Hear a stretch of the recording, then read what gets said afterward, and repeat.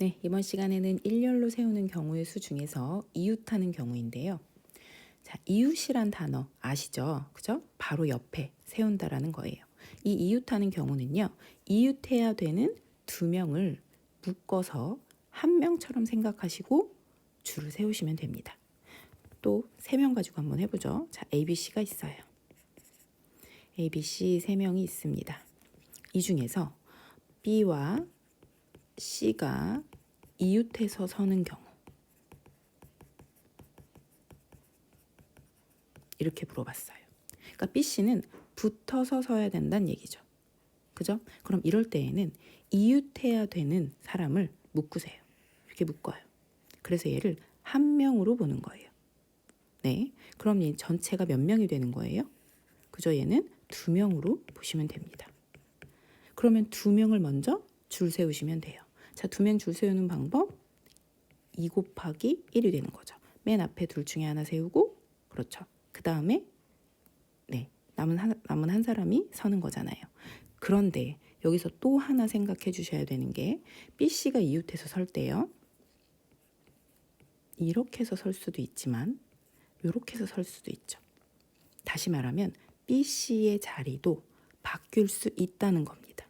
그러니까 B씨 이 묶은 이웃해야 된다는 이 묶은 요 안에서도 얘네들이 일렬로 줄 설 수가 있다는 거예요. 그러니까 얘네들의 자리가 바뀔 수도 있다는 걸 생각하셔야 된다는 거죠. 그죠?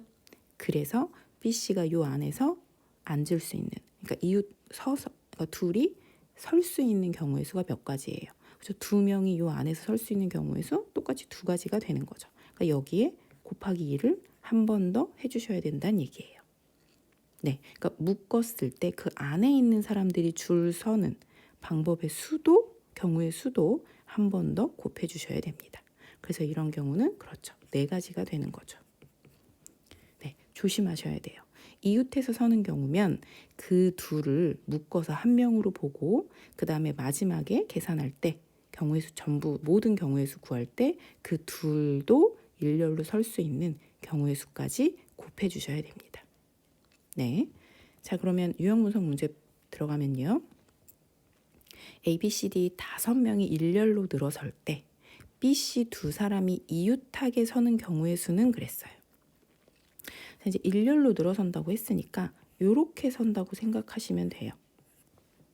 네, 뭐 이웃해야 된다고 했으니까요. 앞뒤라고 생각 안 하시고 이렇게 쓴다고 생각하셔도 되거든요. 그래서 B, C 두 사람이 이웃하게니까 얘네를 묶으세요. 자, 묶었으니까 얘는 한 명으로 봐야 된다는 뜻이에요. 그럼 얘네는 그렇죠. 4명으로 보이게 되는 거죠. 이렇게는. 이제 4명으로 보이는 거예요. 그럼 4명을 먼저 일렬로 세워볼까요? 그렇죠. 맨 앞에 넷 중에 한 명, 셋 중에 한 명, 둘 중에 한 명, 마지막에 한 명이에요. 그런데 B, C도 이 안에서 또 줄 설 수 있잖아요. 그죠? 일렬로 설 수 있잖아요. 그러니까 그게 2가지예요. 그래서 이렇게까지 곱해 주셔야 모든 경우의 수가 나옵니다. 얼마예요, 얘는? 그렇죠? 4번이죠. 그래서 48가지입니다.